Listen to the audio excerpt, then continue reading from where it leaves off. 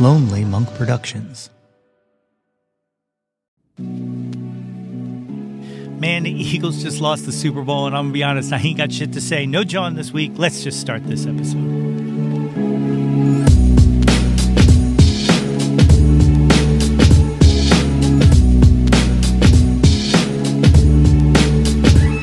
Hey, yo, displace the guilt. What's good, friends and family, neighbors near and far? Welcome to an all-new episode of the Yo, That's My Jawn podcast. The podcast, website, brand, movement, way of life dedicated to the embrace and championing of your passions. I am your host, Nate Runkle, a.k.a. Johnlin Hurts. Pour a little out, the man did his thing. A.k.a. Nate 3.0, back at it again with yet another episode of the podcast. As always, I hope this podcast finds you all in good health and in good spirits. On today's episode, I am joined by filmmaker and friend Zach Eastman to talk about his life and his career. And guys, it's a long one, so I'm going to spare you all these upfronts. Like, subscribe, rate, review, do all those things. Follow on the socials at Yo That's My Jawn. Visit the website www.yothat'smyjawn.com. Sign up for the mailing list while you're there. Blah, blah, blah, blah, blah. You know it all. You've heard it before. So let's get right into it. My guest today is a Denver-based podcaster, filmmaker, and creative project management specialist. He is the producer and host of the Yesteryear Ballyhoo Review, a podcast dedicated to discussing the laughter and lessons from films of Hollywood's golden age. He is also currently writing a book about the forgotten history of Jack Benny's film career called You Can't Film Jack. You can also find him this weekend, February 17th through the 19th, as a contributor and organizer of the Virtual Jack Benny Convention, a yearly virtual event celebrating the life and work of Jack Benny and featuring guests such as Carol Burnett, Neil Gaiman, Leonard Maltin, and so many others. Folks, it is my honor to welcome to the show, Zach Eastman.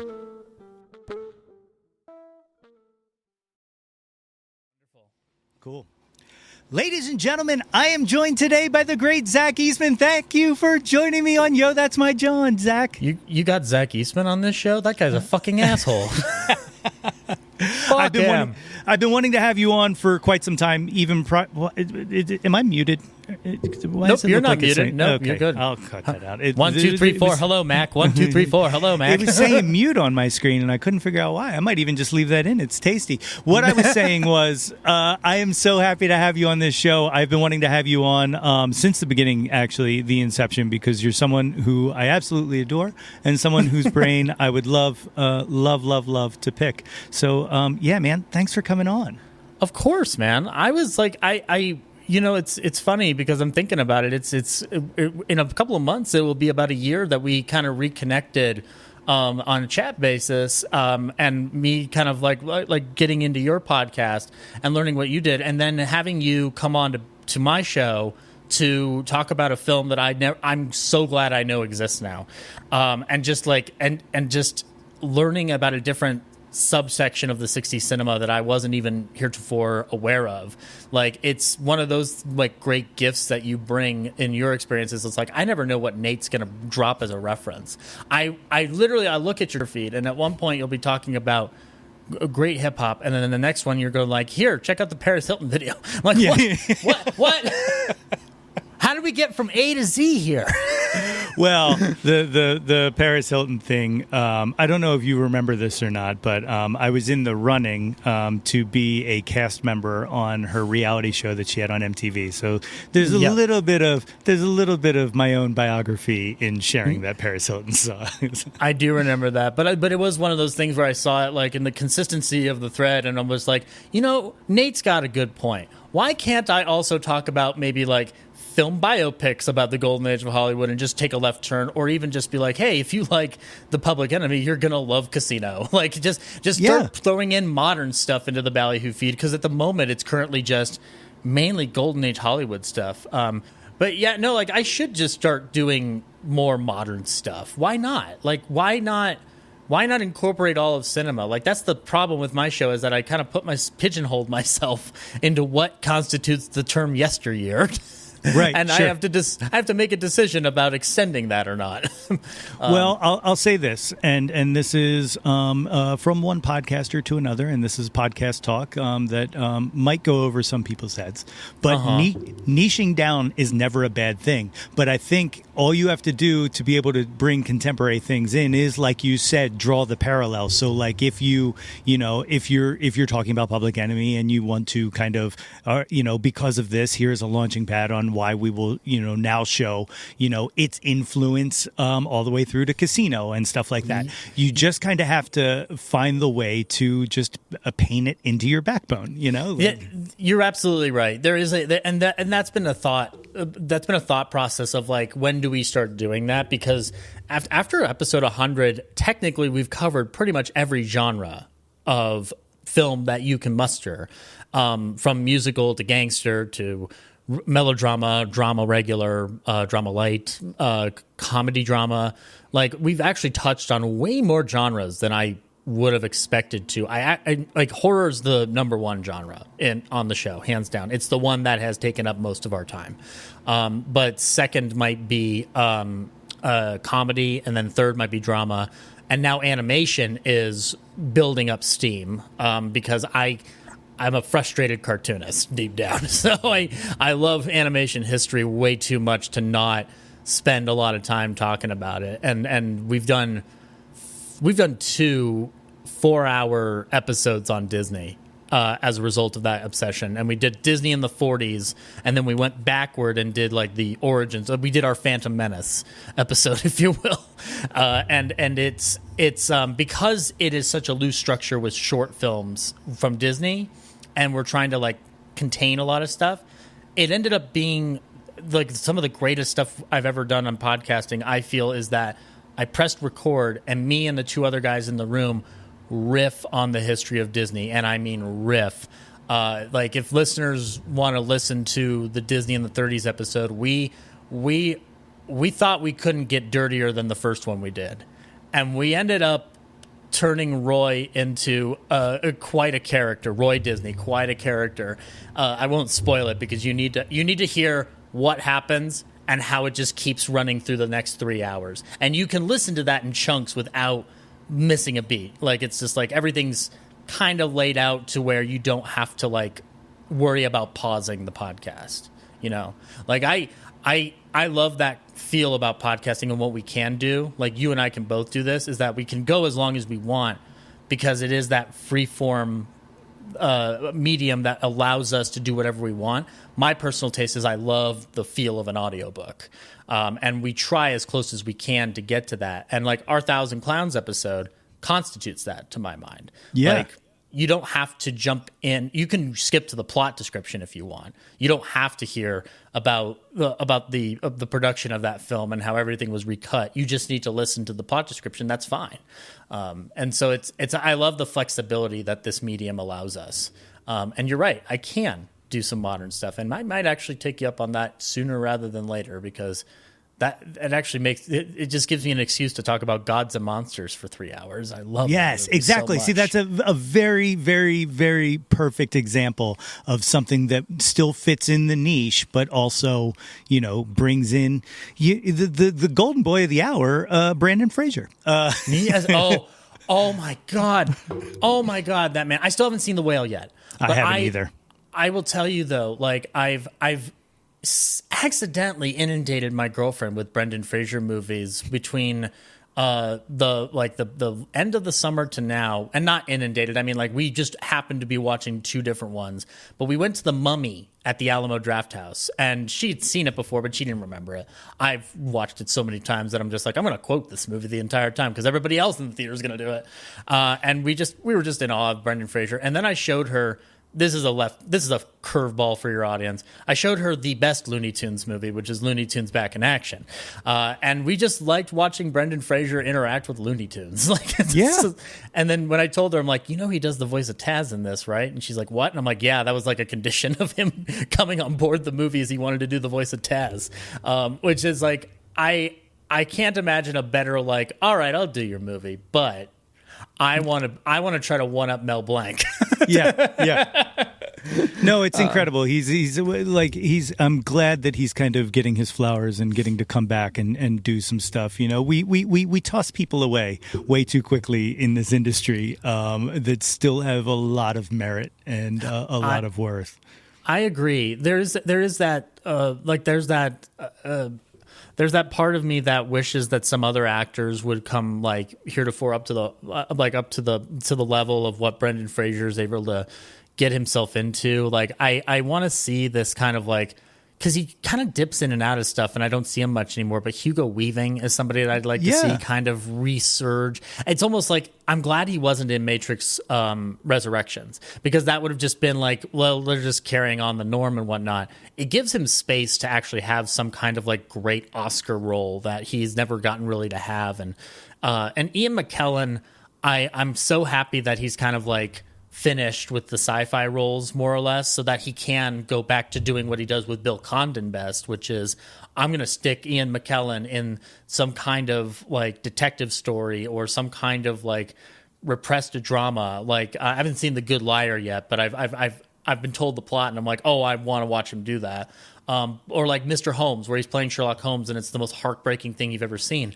I want more of that out of Ian McKellen, because he's so ingrained in us as Gandalf and Magneto to the point where I even can't think of him in any other way.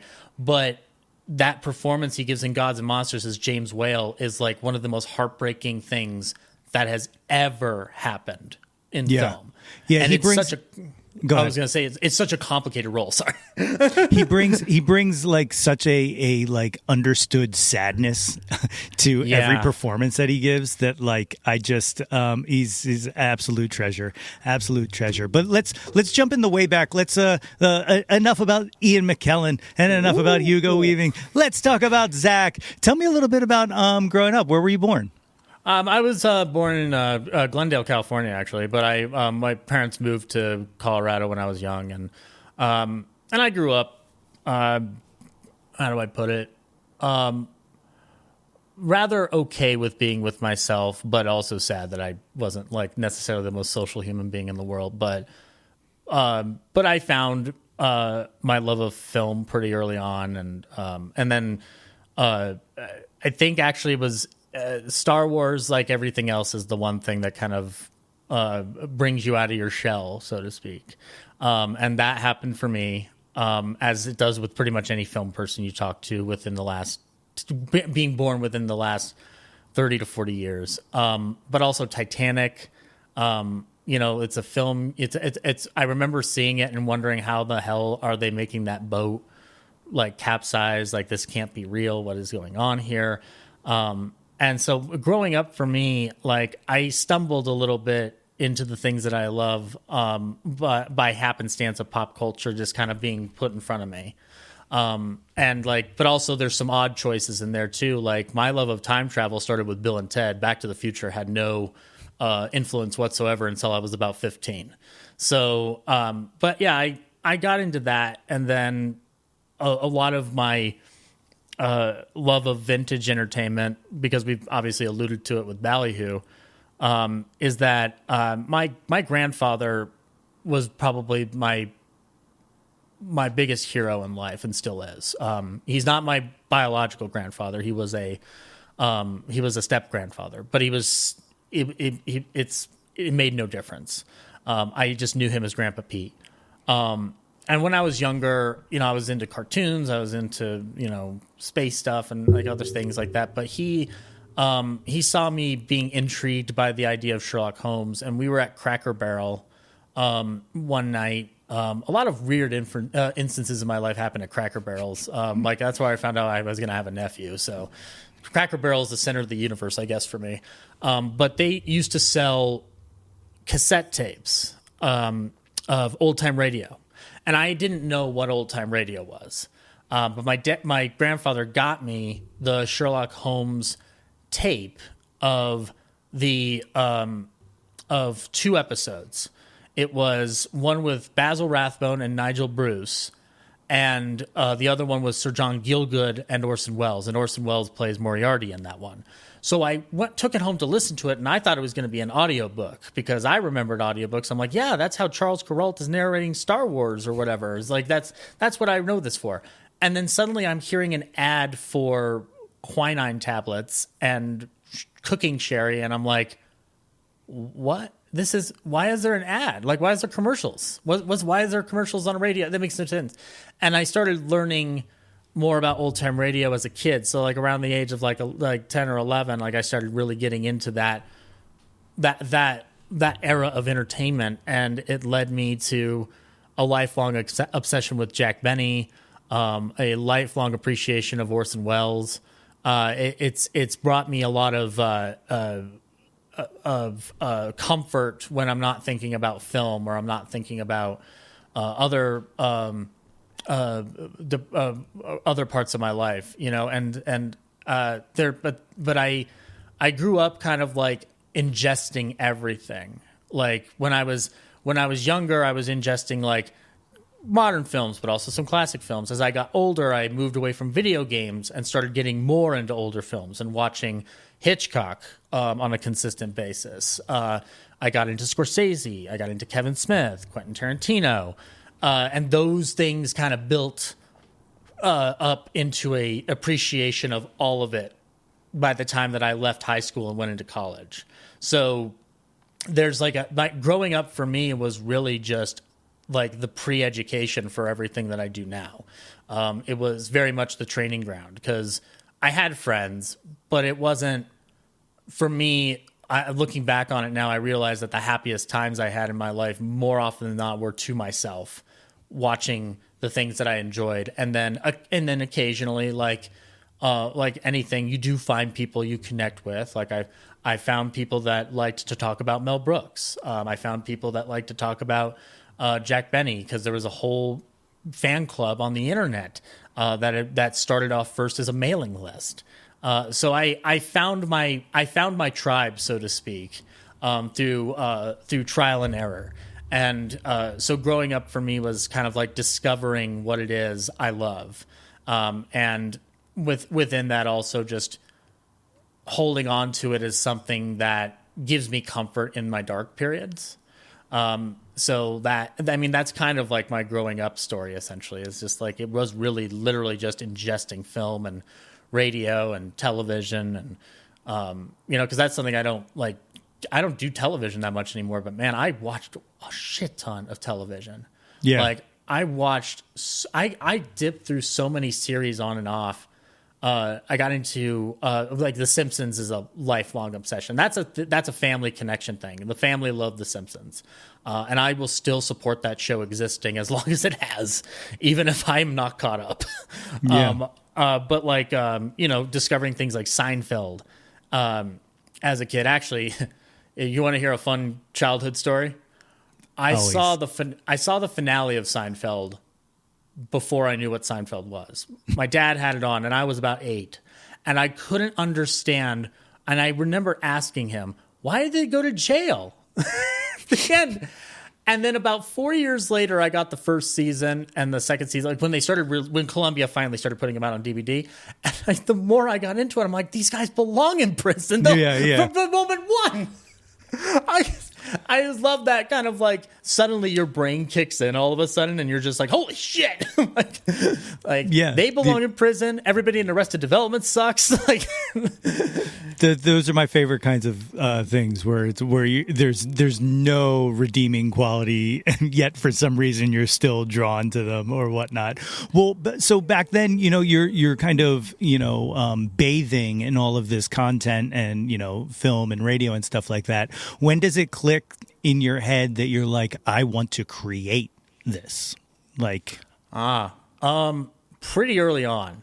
But I would want to say about like 5th grade, I was like, I want to make movies. Yeah. Or I think part of it is I think I actually wanted to be an actor. And then I started learning about directors or making the things and having a camera in your hand. And I'm like, I want to make this stuff. But I didn't have a foundation from the pop culture that I was ingesting. I didn't have a foundation of like how that worked or what a voice is. Like, it's just a general thing. It's just like, I just want to make movies, which is equivalent, which can be interpreted in some equivalents to like, I just want to film things.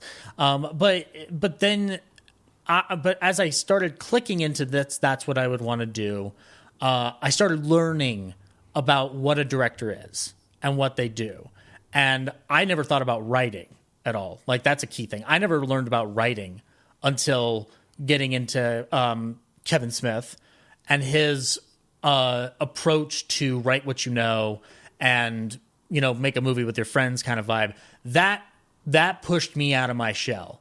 I had been told for a long time prior that I was good at English composition, more or less.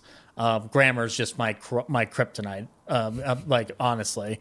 And so, but I started learning how to use my voice as a result of that. And that's when I started really writing scripts and little bits of dialogue here and there and just really trying to tell a story that I want to tell.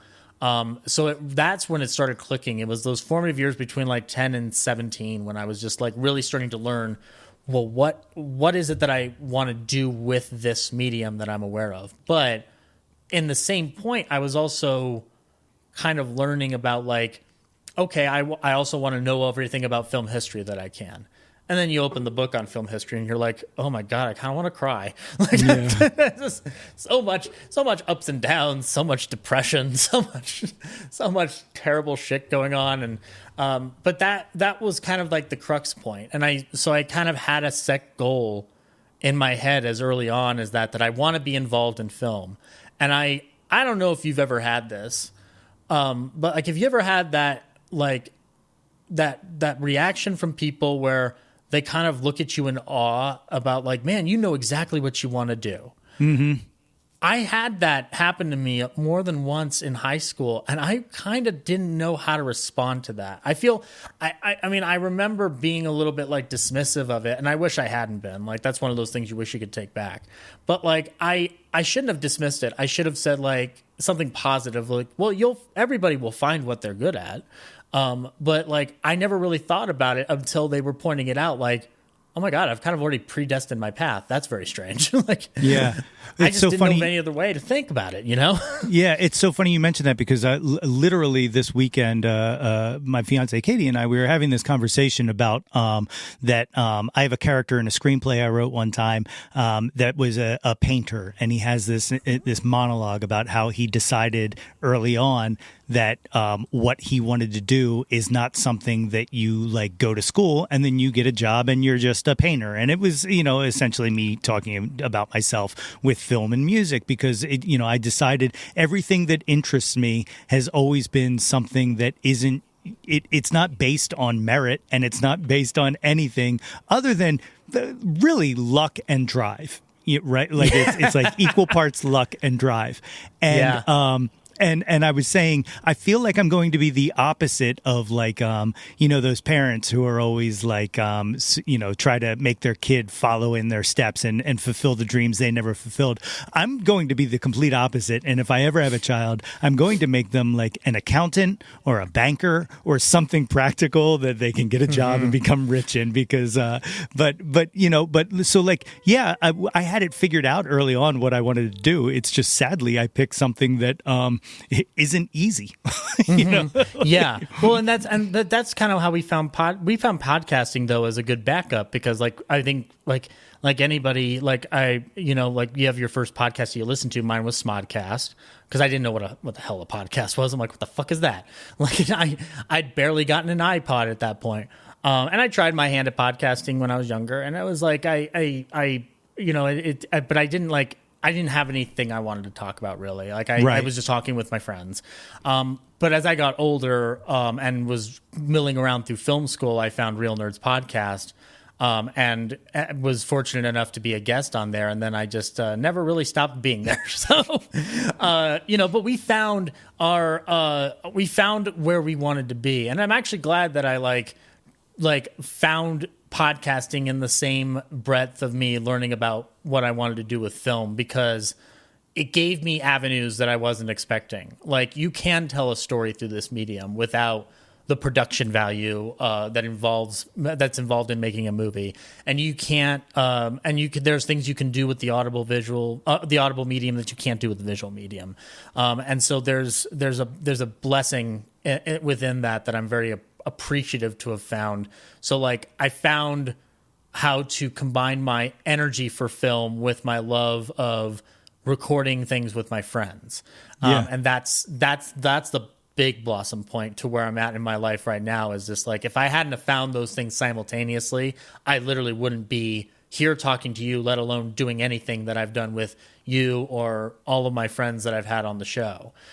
So that's kind of it's a weird blessing that I didn't realize. It's like, what really wanted to do was there all along, Jimmy. You just had to believe in yourself. Well, it was there all along, and it actually. I'm going to jump ahead real quick because here's a question I've often wondered, and maybe you have, and maybe I'm just not aware of it. But with your love of radio history, and with your love of film, and with your love of podcasting, have you you work in an audio format? Have you thought about doing any kind of serialized radio production at all? There have been scripts written. Yeah. And by scripts I mean script. It's funny. I didn't realize the potential of the medium right away. Like when I first heard Smodcast, and I'm sure you had the same thing, which is just like, man, it's just a conversation with friends.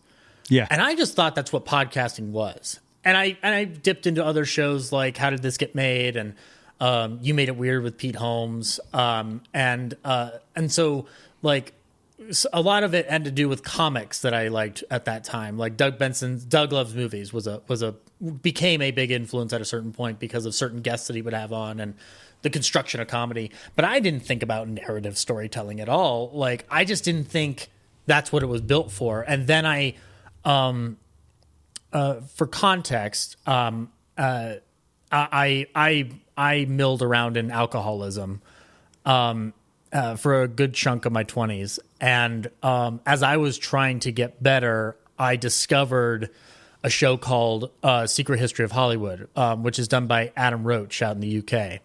And he did a thing about Sherlock Holmes, the Basil Rathbone, Nigel Bruce radio and film series. And he told it like a story. And I'm like, what the hell is he doing? Like, you can't do an all-spanning biopic on the radio. That doesn't make any sense. And yet he does it. And it's incredible. And then he does other series about Alfred Hitchcock, and then he does one about the Warner Brothers, and then he does Val Lewton, and it really blew my mind. Now, when I decided to do what I'm doing, I at the time I reserved myself to, I'm good with talking with people.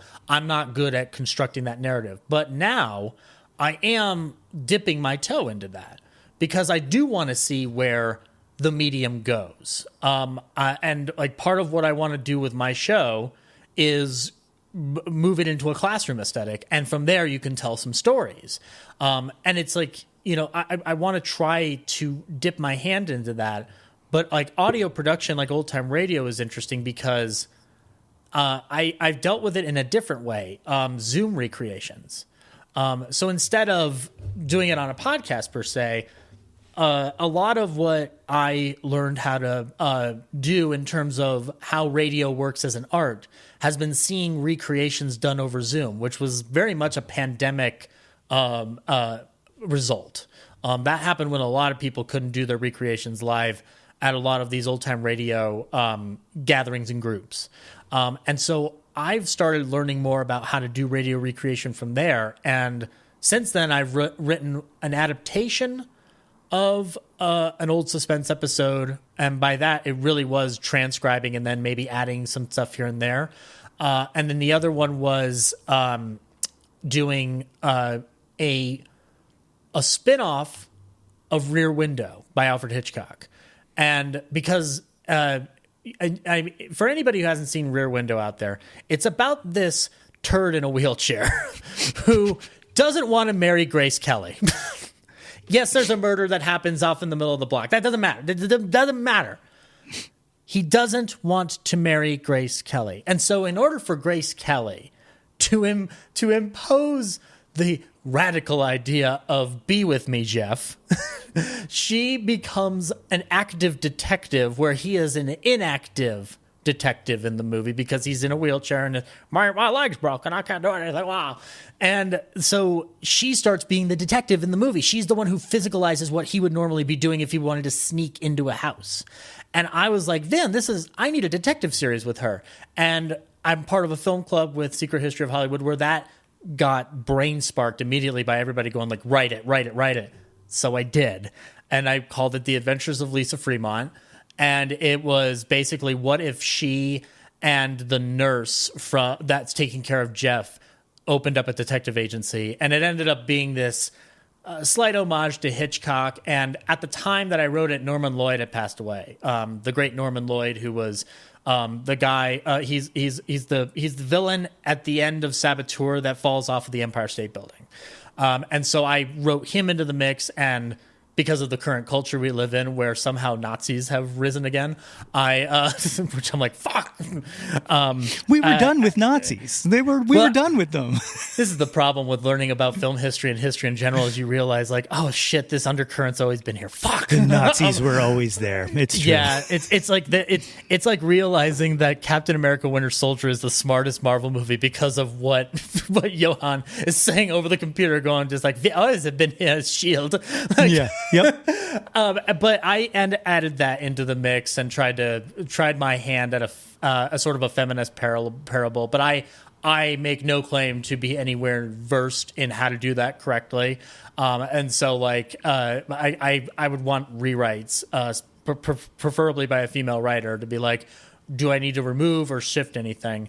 But that is one of those instances where I have been inspired to do it, and I have thought about what would happen if you wrote scripts on a monthly basis centered around stuff we discuss in Ballyhoo, and almost make them like lost performances. And that's something that I'm working on and off right now is like, how do you do a monthly series about potential programs that might have existed in old time radio? Because a lot of that material doesn't exist anymore.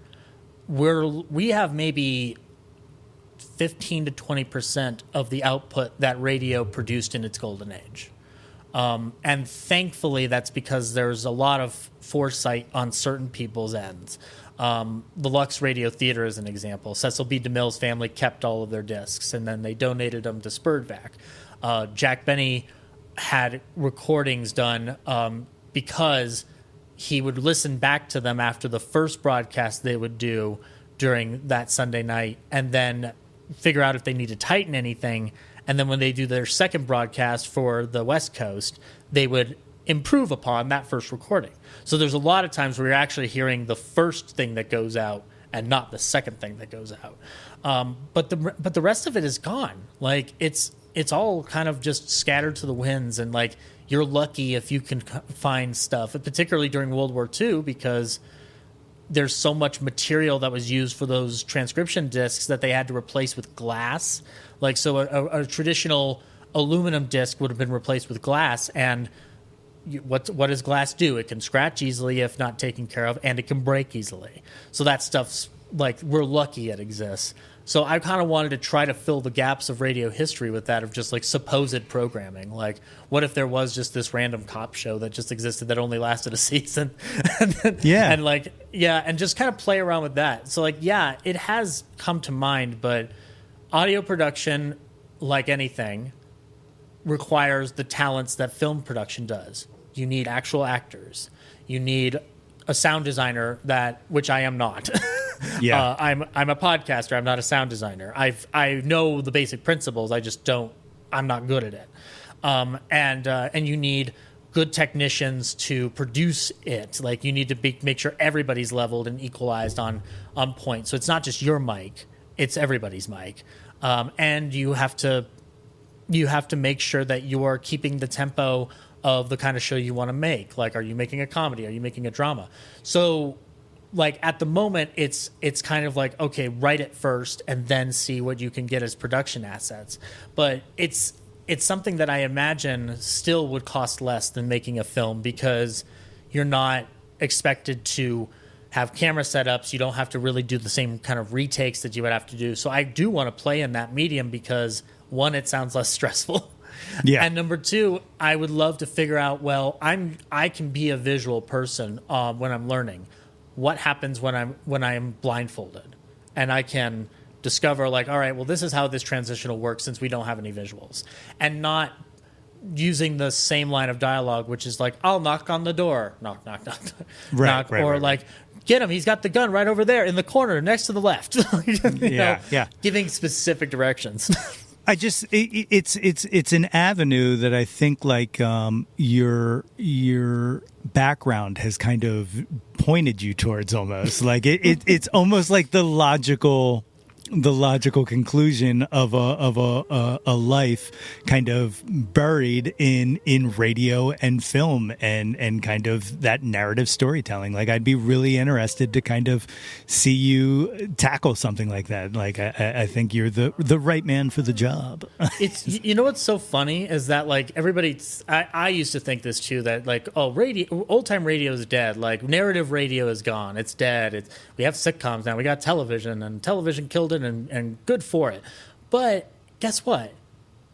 Podcasting somehow popped up out of nowhere. Yeah. Seemingly. It seems like that to me.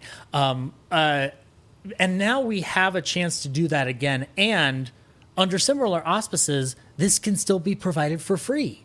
Right. You know, unless you're doing the Spotify thing, I guess. I don't. But there's a beauty about that of just like, man, old time radio came back, and it came back with a vengeance, because now, you know, how many things are Warner Brothers putting out now, while they're also slowly disintegrating? How many things are they putting out that are audio driven? Like there's a Batman podcast going on right now where it's telling a story. There's literally a Looney Tunes one about Daffy and Bugs Bunny on a Thanksgiving Day road trip. I haven't listened to it yet, but I'm like, that's remarkable. Like that we have really like flipped back to the desire to hear that audible experience, and also in the form of documentary. Like Serial has done that in stride. There's the Black Tapes podcast, I think, that's out of Seattle. It's like kind of like a ghost thing or something like that. And so like it's kind of remarkable that we've been able to kind of come full circle. So I'm open to it, because I just thought that this medium would never exist again, and that this was just the Band-Aid until television came along or something like that. And instead it's become this legitimate art form for this generation, because, you know, like you and I have heard of radio drama before. Right. But there are many people around our age, and I would point more towards my generation and younger, who think of it as a novelty, or they just think like, well, this is just how you imitate a guy in the 40s. And instead it's actually blossomed into this legitimate form of entertainment that people will prefer over film, television. It's smaller scale, but it's still there. So I'm happy to be a part of that experience, even if it's how we end up doing it on Ballyhoo, which is more often than not because I can't not try to do voiceover like heroes of mine from when I was a kid. I do try to bring the actual figures into the story, whether if it's Orson Welles or Jimmy Stewart or Tom Hanks as Walt Disney, because it's not a Walt Disney voice. But I was just like, man, like all I can draw from is Saving Mr. Banks for that one. Yeah. I can't do a flat Midwestern. I don't think anybody can anymore.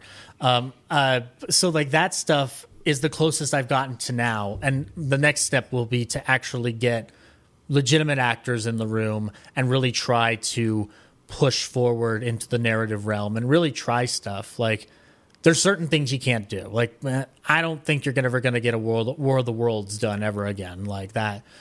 It's a beautiful idea, but Now literally just sparked something in my head. I think the way you would have to do it is you create a regular podcast that's kind of based on something, and then somewhere around like episode 5 or 6 is where you would have to like start to drop in like, now obviously it couldn't be a alien invasion of sorts, but like, you start to you make something that seems pedestrian, and then like actually I think 5 is way too long because people usually drop out somewhere around 3.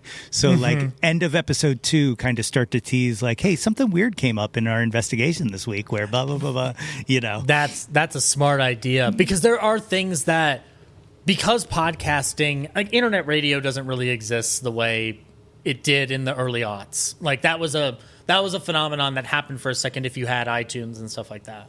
But the very idea of the play and pause button has kind of taken away certain things that you won't get again. And one of them is, if you listen to War of the Worlds, it's one of the greatest things, not because of what it says, but what it doesn't say. The silence in that show is chilling. I have heard that thing year after year after year since I was in middle school. And I cannot tell you how many times I still get the chills when you have the reporter out in the middle of the Martian invasion finally beginning, and then suddenly the microphone just cuts like... Cut. And then that's when they have this long pause. And then you go, ladies and gentlemen, due to our circumstances beyond our control, we're unable to continue our broadcast at Grover's Mill. That is stuff that is sort of lost from it. I think you can replicate it. You can do it it would have to be a different way. It's almost like we haven't, I don't know if you feel like this, but I feel like we've only begun to understand what podcasting can be. Like, I think there's still things about the medium that we haven't dissected or really considered in terms of the ability to kind of fuck with the medium. But I'm not an Orson Welles. I'm not going to figure that out. I hope someone does, because I want to be shocked when I listen to something. I want to be genuinely afraid.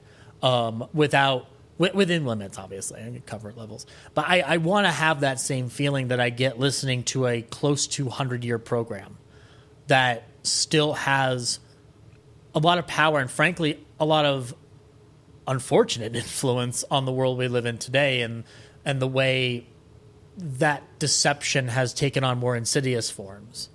And I have to believe that this medium will be able to provide that answer at the moment that it needs to. Everything happens when it's supposed to. It doesn't, you don't force it. Like, it's just going to happen on accident.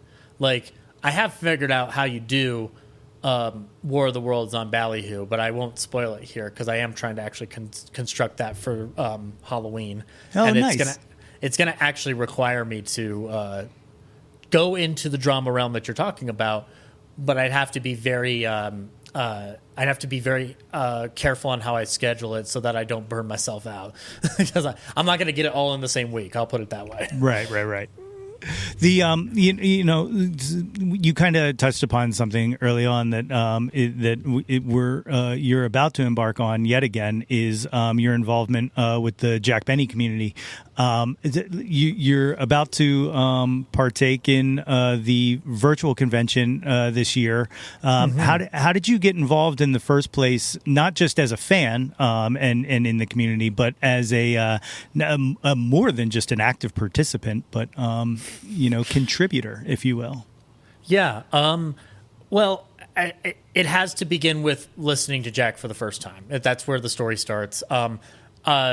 At a certain point in my fandom in old-time radio, I came across Edgar Bergen and Charlie McCarthy, which, for people who don't know, it's Edgar Bergen was a ventriloquist. Charlie McCarthy was one of his 3 major dummies.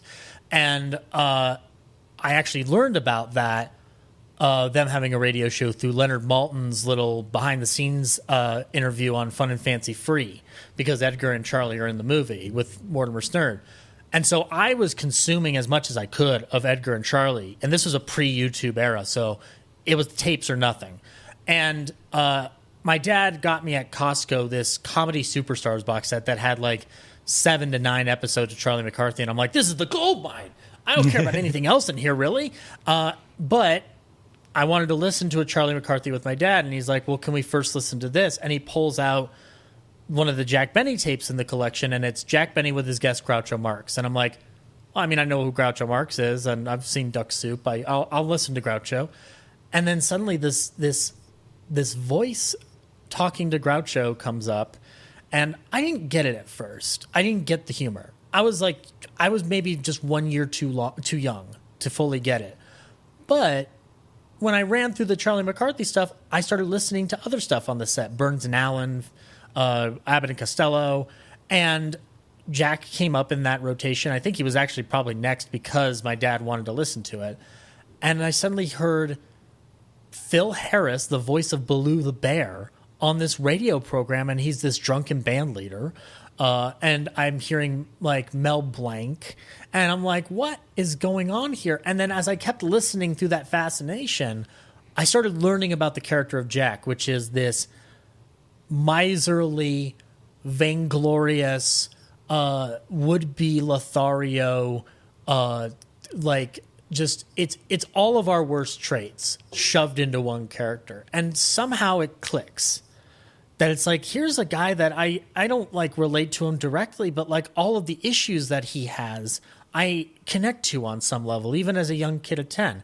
And it's also kind of funny to listen to this sad sap character get humiliated all the time and listen to the jokes that he gives his cast. And I joined the fan club online not too long after. You finally learn there's a Jack Benny fan club that exists, and Laura Leibowitz is the longstanding founder and president of it. And we met when I was 10 years old online. Cut to 2020, I started doing Yesteryear Ballyhoo Review as a podcast. I had kept in touch with Laura even as that message board went away and it became more of a Facebook thing, which I still participated in. And I was doing Ballyhoo, and I'm like, I got to have a Jack Benny episode, and I need to get Laura on this. So we talked, and we caught up on some, like, how's your pandemic going and whatnot. And we always kept in touch, but we never really, we never took the time to meet online. We never took the time to do any of that. Like, I was mostly me probably just not saying, like, let's hop on a Zoom call and finally meet in person. Always been messages, like letters of pen pal. And I got her on to talk about Jack's film from 1939, Man About Town. So over 10 years of friendship culminated in us finally meeting over Zoom for a podcast about Jack's film career.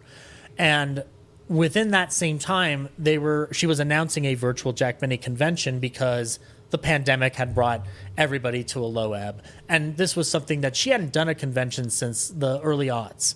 And it was a physical convention, live and in person. And it was like, and it just, there was no repetition because it was just such a big thing to build. And then she brings this up and she asks, what do you want to see at the convention on the Facebook page? And I responded with, I want somebody to talk about Jack's film career because it's something I'm not too versed on apart from the things that I know. And she is like, why don't you handle that? So you know that like spotlight that pops up on a prisoner trying to break out of jail in a cartoon? It just felt like that, and I felt like the fucking wolf going like, bah! And so I started developing a Jack on Film panel, which has subsequently now become an actual book writing quest for me. I called it You Can't Film Jack, because I thought that was funny if you just remove the shit at the end of it. And I started gathering stuff for the panel, and then things took an even stranger turn because one of the people I wanted on the panel couldn't make it. So Laura said, why don't you get Leonard Maltin on it? And I'm like, yeah, that'll be the day. And then next thing I know, she's like, I emailed Leonard Maltin. I'm like, you did fucking what? And that beautiful man could not have been sweeter to be a part of this whole panel. But as the convention unfolded, I stayed for the entire thing. And I ended up kind of helping with dropping photos during the interviews when, like, we have a photo of this specific person who was on the show at that point. This is where they were at that time. Like, we talked with Janine Roos and Ann Whitfield, who were Phil Harris's daughters on the Phil Harris Alice Faye show and on Jack's program. And Janine Roos was also obviously in It's a Wonderful Life, so we found It's a Wonderful Life photos. We found photos of her with Phil and Alice. And I started contributing to that. And then eventually, by the end of it, I just became like, I started having people asking me about my opinion about Jack. And then with the convention that came the following year, I just inquired, are we doing this again? And she's like, oh, we can. And then I started helping out even more in a producerial realm. I edited videos for people who didn't have necessarily software to do that. And we got like even bigger guests that year. We had Dick Cavett there. And so that kind of blossomed. And then this year, I actively asked if I could take a more active role as a producer on the show, on the whole thing. And so that's where it's landed for me. Now I'm like helping Laura and our co-producer and badass in action, Hope Sears. We're getting this year's convention figured out and scheduled, and we just released the schedule and the press release 2 days ago. So now we're in the process of finalizing all the panels and getting everything ready to rock and roll for February 17th when everything starts. So it's been a strange journey. I like Jack falling into comedy. I came into this on accident. It's my fandom with Jack is accidental, and consequently being this active a member in the convention is also an accident too. But it's the happiest accident I've ever had in my life, hands down. It's really beautiful and synergetic that, like, the path that led you to Jack was Leonard Maltin on the Fun and Fancy Free, and then you become a part of this convention with Leonard Maltin. Like that's unbelievable. The through line is not lost on me at all. It was one of the most bizarre things that had ever happened in my life, was getting to meet that man. And he's coming back for a third time. I did another panel with him the year before about Jack in animation, where we actually had one of the layout artists on the mouse that Jack built, which was the Looney Tune that had Jack and his cast in as mice. So it's like an offshoot of what they did with the Honey Mousers on Looney Tunes. And so we actually got the layout artist who did a lot of the background stuff. And I met Keith Scott there, who is one of the coolest human beings on this planet. He's a voice artist. He would be most known to American audiences, I'd imagine, for being the voice of Bullwinkle in the 2000s Rocky and Bullwinkle movie, which I still adore. And he wrote a book on voice acting in the golden age of animation, because Mel Blanc was one of the few people to get actual credit. And so he tracked down everything that could possibly be tracked down about voice artists who never got credit and telling their stories and how it connects to the studio's history. And so, like, I've gotten to meet like really fun people out of this as a result, and also just connecting with the fellow Benny fans.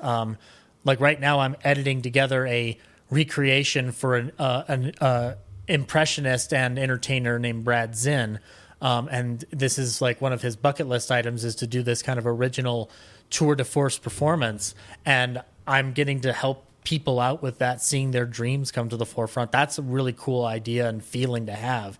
And to think that it comes out of this love for a single comedian is probably the most baffling thing about the entire thing, is that it's incredible how much connection that comedian has to people in and out of different parts of my life or in other people's lives. Like, you seem to hear a spark when you hear that name. Even if people don't know him, once they listen to him, they get it.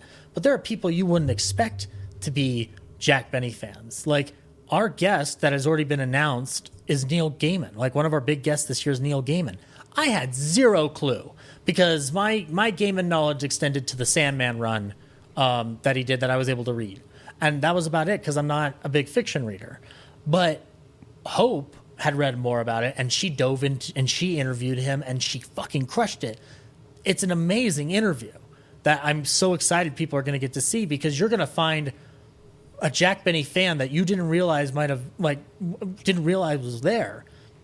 it's kind of remarkable. Like, and not just that, but like it opens up a window for Gaiman fans to discover Jack Benny. Like it works both ways. Yes, that's the synergy on it is actually really remarkable. And there's so many things about Jack's career that don't even necessarily pertain to Jack. Like people that he had as constant regulars on his show, like you can extend off to a George Burns discussion, which we're going to do this year about George Burns and his life. Ronald Coleman, who was this renowned actor for MGM and a couple other studios, there's a through line that starts in 1945 where it's established that yes, indeed, they are neighbors, even though obviously in real life they were not.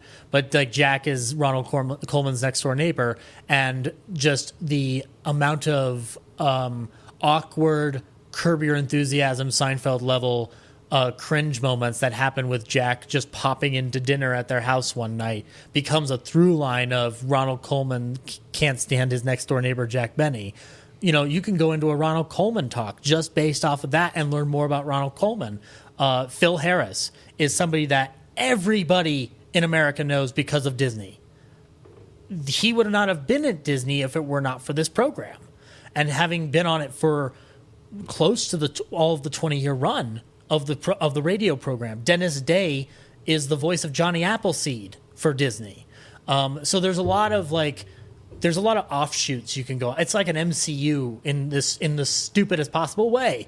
Like it literally, you can just go off and find an adventure on another person involved in this wide world, and it extends into old time radio, Golden Age Hollywood, and the amount of Jack stuff that still exists today in terms of reference. Like I'm sure listeners here are comic book fans or Marvel fans as much as we are.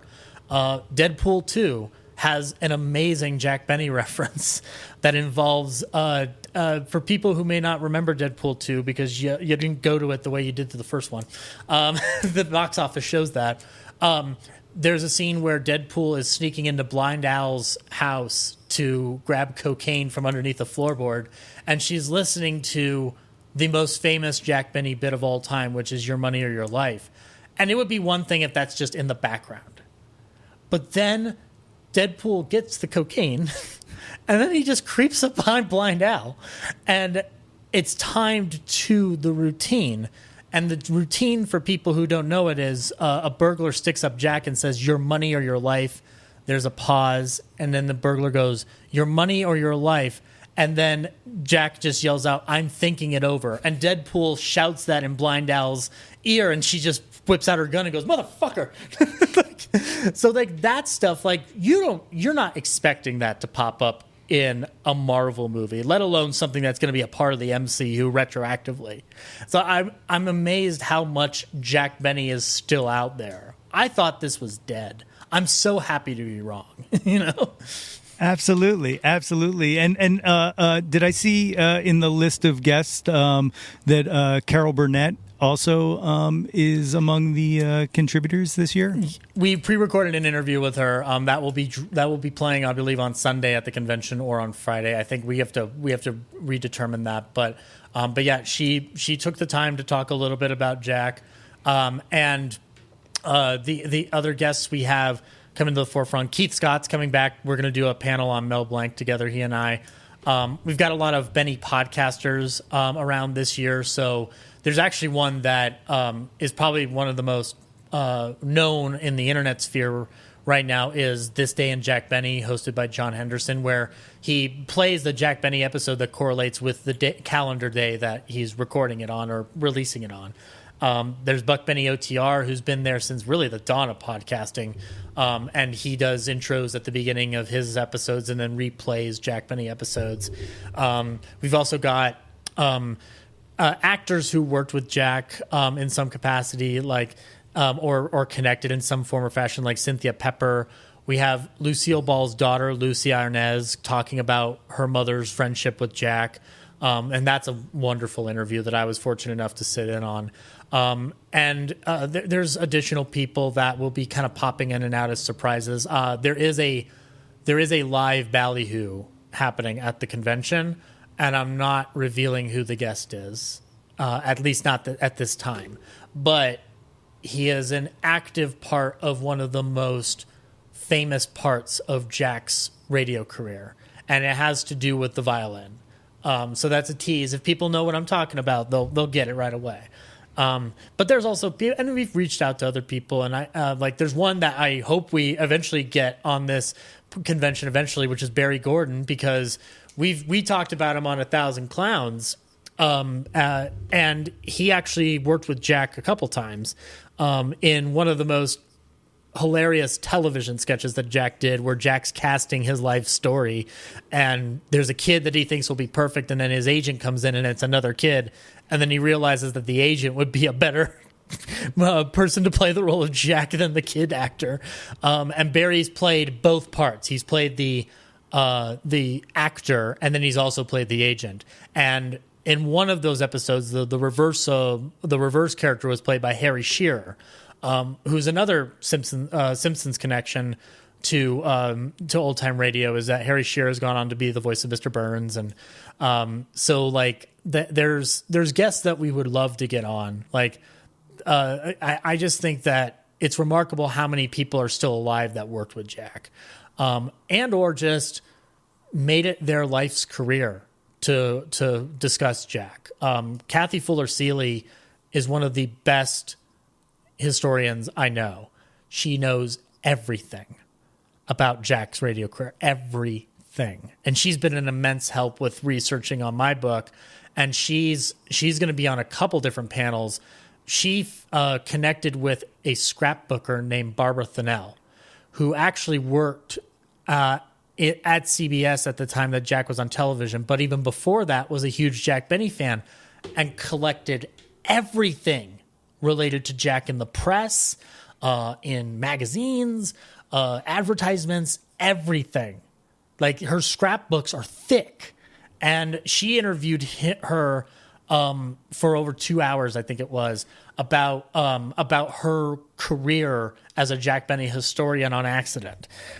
Because you don't think when you're scrapbooking this that it's going to mean anything to history, and then you realize, holy shit, like an entire entertainer's career is contained inside your scrapbooks, ma'am. So yeah. That's the lineup that we have coming to the forefront for this year's convention. And it's remarkable that everybody has dedicated their time and their energy. Like Leonard Maltin's panel this year is actually, it's going to be about how he met members of Jack's cast while they were still alive and his experience, writing it. Because people might not know this. He wrote a book called The Great American Broadcast, which is about old time radio. It's a condensed history of old time radio, and he interviewed pretty much anybody that was still around at that point, including George Balzer, who was one of Jack's key writers for years.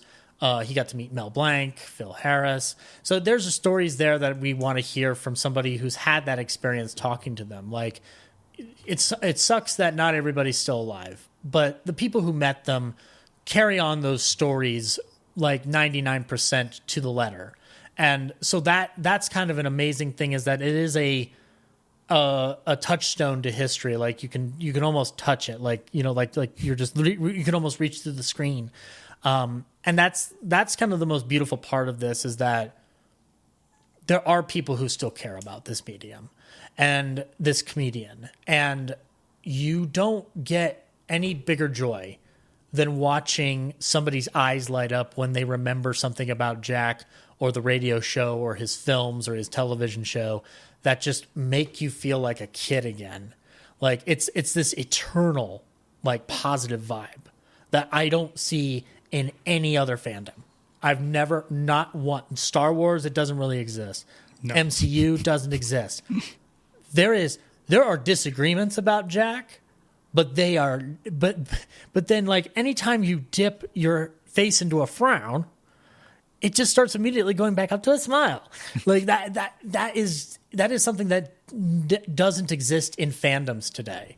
I'm, like, frankly shocked that we can't find that camaraderie or that, like, genuine affection. And the fact that it's not that far removed from our recent history. Like, we're still in the grasp of it, that we can still appreciate it. And hopefully this is the beginning of it having its own life after I'm gone. I would hope so. Well, at this time, Zach, you want to go through the jauntlet? These are my questions I like to ask every guest. It was inevitable. And I did warn you, I am going to throw some in the one-hit wonders just to shake you off your game. But of course. But here we go. The one-hit wonder is number one, Billy Joel or Elton John? Elton John. Yeah. Yeah. I've re-listened to him a lot lately, and I think that came with Rocket Man coming out, and me going like, well, this is better than that other biopic they made a year or two ago. But yeah, no, Billy Joel's cool, but like Elton John, just like there's some kind of like, to me, there's just something flourishy about it. I love a theatrical engagement in it, and that's what Elton John always feels to me, even when I'm listening to him. I'm not always thinking about just the music. I'm thinking about like, what is he doing on stage? Does he have feathers on right now? Is he just in a nice, really spangly, sparkly suit? It doesn't matter. Like, I can imagine, there are certain artists where you can imagine what they're doing on stage vividly, and Elton John is one of them. Billy Joel has stage elements, but it's not the same thing as Elton John. So yeah, I pick Elton. He makes my brain spark a lot. Fantastic. Debbie Harry or Joan Jett? Joan Jett. Yeah. I can't tell you how many times I have a bad reputation on a loop. And it's not because of Freaks and Geeks, even though that show's great. I actually found a way. I have this movie in my head of the making of The Other Side of the Wind, which was Orson Welles' last movie that he never got to finish. And it would basically be like a buddy movie with him and John Huston. And I would want the movie to end with that song. With bad reputation. I like it. I love that idea of just like ending this movie about two Golden Age heroes with Joan Jett. It's awesome. As a film guy, have you ever seen Light of Day?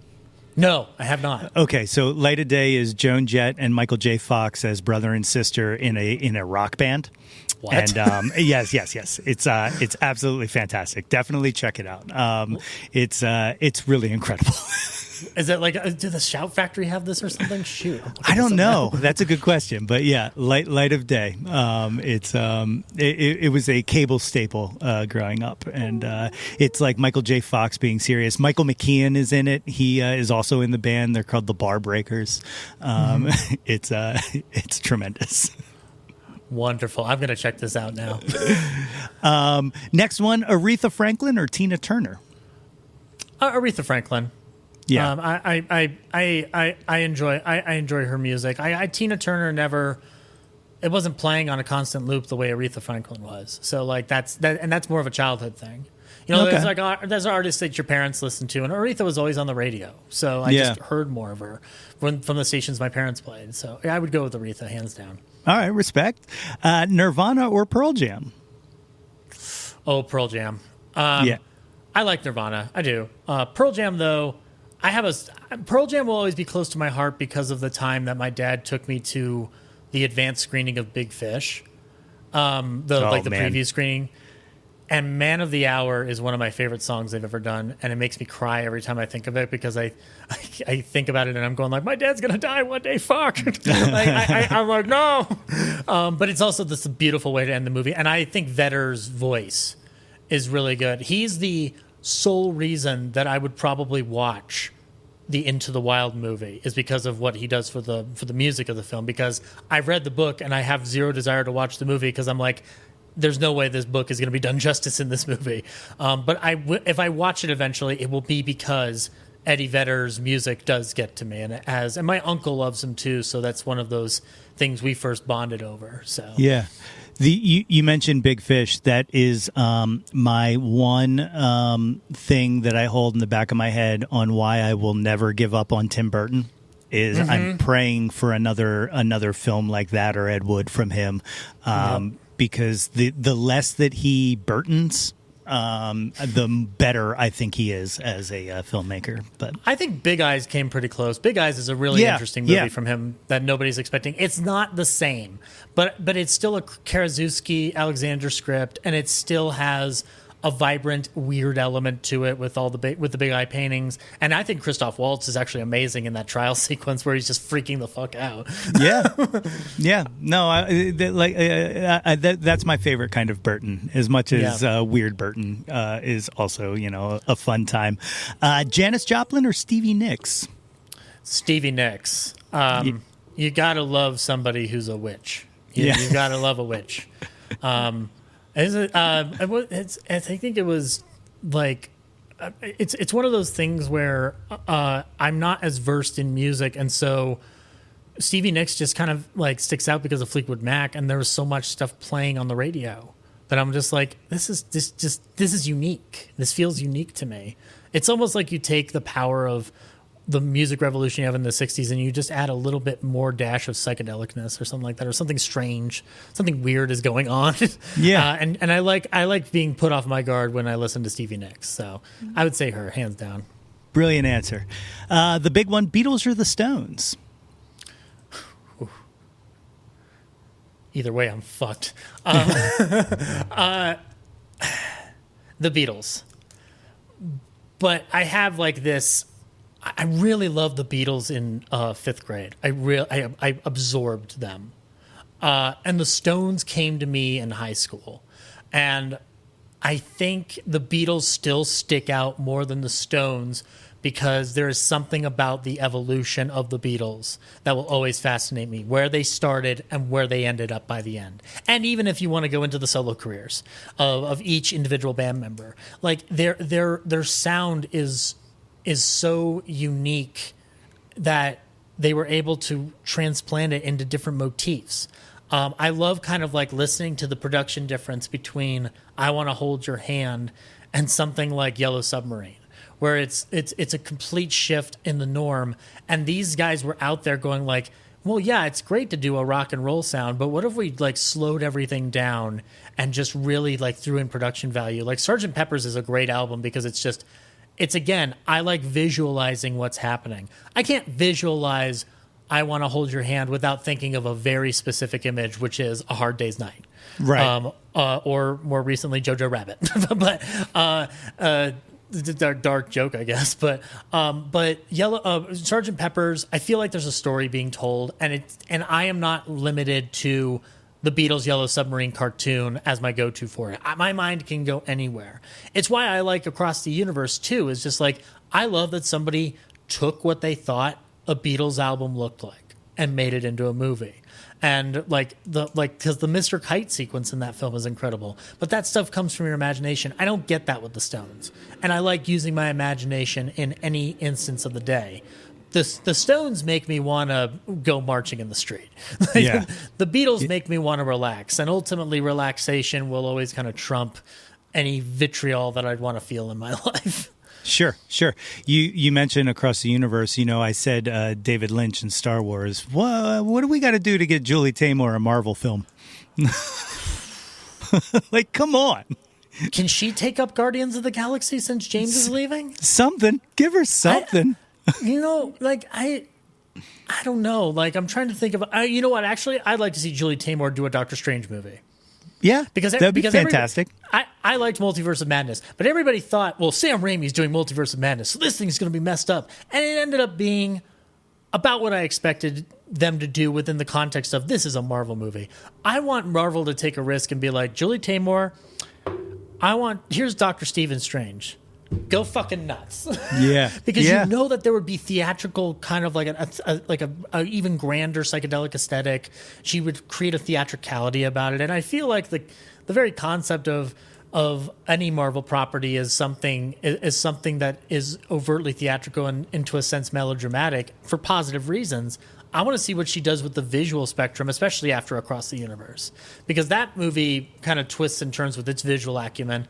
Let's see what she does with Doctor Strange, or even Guardians of the Galaxy, because it's got a quirky enough aesthetic. You can kind of do stuff in space with that. I'd love to see what she would do as a space opera. So that's where I would go with that, hands down. I mean, it seems like it's like a gift to Marvel. Like we just gave Marvel a gift, doesn't it? They don't accept my gifts though. They don't. They don't accept my gifts, Nate. I've tried. I'm like, look, dude, get a Kingpin solo movie directed by Martin Scorsese. Make peace with him. Yes. And do it that way. Like, that's what you want. Another gift to Marvel, my Fox action film, actually, I've tried to retrofit as a Marvel film as well. Whereas the henchman works for AIM. Let me do it. Yeah, there's that. Or, actually, here's a Marvel film that they should do that they'll probably never do because it might be too experimental. But do you remember Alex Ross's Marvels? Yes. Where it's all through the perspective of a photographer. That's my favorite Marvel story ever. I have this notion in my head that is, if I got the chance to make a Marvel movie, that's what I would want to do. I'm saying, let me make a one-shot, an entire epic one-shot, and allow me to use the characters that are normally in your IP. I won't interfere with the continuity. I won't fuck up anything because the story doesn't allow you to fuck up the continuity. Right. It's literally intrinsic for him to not interfere. And it's one of the best stories ever because it is like, I want the viewpoint of the person that doesn't fly around in the suit. Like, this is insane. There are people flying around in armor suits and there's some frozen dude from the 40s in there. This is nuts. Like, somebody explain this to me and then go into that. And now that the X-Men are there, like, I always envisioned you kind of fuck around with the ending and have some kind of way to end it with the revelation of the X-Men of existing. the mutants. Yeah. Yeah. That's my favorite thing about the Ms. Marvel series is just the world where all of the superhero stuff's going on and you're a kid in school going to like Avengers Con and stuff like that. Like, that's amazing to me. Amazing to me. That's so weird if you were like, because imagine that in the real world. Like, this is not to denigrate the wonderful service that the public service that people do, but it's just like, what if we went to Firefighter Con? Yeah. They exist, man. Yeah, they exist. There's like fans like in the crowds going like, can you talk about the one time that you stopped the fire happening on 35th Street? Yeah. I feel like that's the equivalent for me of an Avenger Con. But I guess it's easier in this world of because I still haven't seen Miss Marvel, but I guess it also means that they have actually consequently made comic books of the Avengers stories. Yes. Inside. Yes. Yeah, I figured. Yeah. Well, that's and not just comic books, but one of the most exciting things to me coming in a month to Ant-Man and Wasp in Quantumania is Scott Lang's a podcaster now. So fucking great. Everybody has a podcast, including Scott Lang. I cannot wait. The last of the originals, Bohemian Rhapsody or Stairway to Heaven? Bohemian Rhapsody. In spite of the joke that I made about that biopic I don't enjoy. Because I didn't grow up a Zeppelin fan. I got into Zeppelin later. And Stairway to Heaven's not my favorite Zeppelin song. No. Bohemian Rhapsody is just... It's an experience. You can't... To my mind, there's no contest. I get it. Stairway to Heaven has a following. But Bohemian Rhapsody is such an amazing song that you can get a sequence out of Wayne's World involving the virtual entirety of that song. It's so multi-purposeful. And I think that it's a tribute to Mercury and that band, that they found a way to do a rock song that at first doesn't sound like a rock song. And then it moves through, it lifts rock up to the pedigree it deserves, which is, this isn't just about kids dancing and twisting and oh no, Elvis is doing some kind of sexy dance. Oh no. No, this is an art form. This has, like, heavy metal is classical music with electric guitars and drums. Like, that's what I equate that to. And so I feel like Bohemian Rhapsody achieves that in a way that Stairway to Heaven doesn't do the same thing for me. I think they both have those immense epic qualities, but Bohemian Rhapsody has like so many things going on. Yeah. And similar to the imagination thing, that story is very literal, but I can imagine different instances of how the events take place and what the visuals look like. It can change from time to time. You know, it's like I always thought, like, there's an Upton Sinclair novel called The Jungle, which is about the meatpacking industry. I always thought if you did a jungle movie, essentially, and not what Fast Food Nation ended up becoming under Richard Linklater, if you did The Jungle, I would end it with Bohemian Rhapsody. Like, that would be the way you end it, about this kind of strange journey of coming to another place and being in a position of like under corporate greed. Like, it's just, it almost feels like it's the tragedy of that song interlocks with the reality that story is expounding upon. That's just how I've always felt about it. I love it. I love it. So these are 3 Zach specific film related one-hit wonders that I came up with. Okay. And let's test these out. The first one, Scorsese or Spielberg? Scorsese. Yeah. Yeah. I love Spielberg. I adore the man. I saw The Fabelmans in theaters, which I don't think everybody in the audience is going to say they did, because I saw the box office returns. I'm like, y'all are fucking you claim to love the guy and all the fun adventures he gave you with that doctor, and yet you won't go to his home movies. I don't understand. But Scorsese hit me in a way. It comes in tandem with 2 different things. Number one, my mom took me to the Aviator, and my mom and I we've had our struggles, but we're closer now.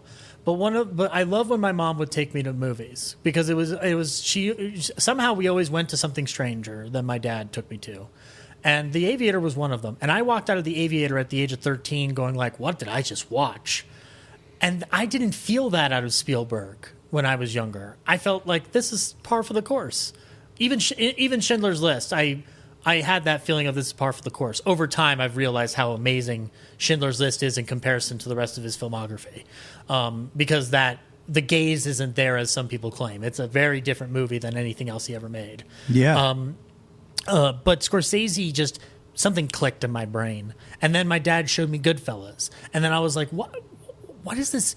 What is so appealing about this? And I think it's the same thing about Jack, is I'm watching very terrible people and just marveling at like the decisions they make, and why would you choose this? Why, Henry? Why would you keep doing drugs even though Paulie told you not to? Like that, like choices like that. And Scorsese deals with very flawed men, and I think that has a remarkable stretch to the point where even Hugo is about a flawed man, and it's George Méliès.